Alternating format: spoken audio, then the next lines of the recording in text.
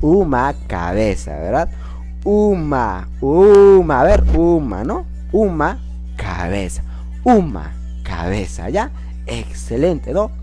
Uya, cara. Cara, ¿no? Excelente. Mati, frente, ¿verdad? Mati, frente, ¿no?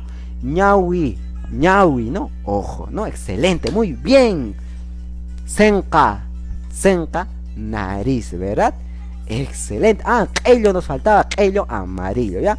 Senka, nariz. Senka, ¿no? Muy bien. Simi, ¿no? Simi, boca, ¿ya? Excelente. Simi, boca. Diente, kiru, muy bien, excelente. Kunka, cuello, ¿verdad? Kunka, cuello, muy bien. ¿Qué más? Rigra,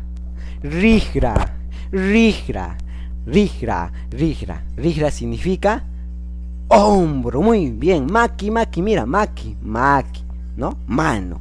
Maki, ¿no? Maki, mano, ¿no?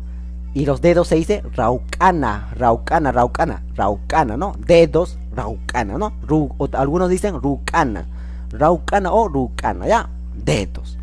Maki, en quechua se dice, perdón, en castellano se dice mano, ¿no? Excelente. Chaki, pie, muy bien. Kunka, ¿no? Cuello, kunka, ¿no? Cuello, kunka, ¿no? Muy bien. Senka nos dice nuestra pantalla Sabita. Senka, nariz, ¿no? Senka, ¿no?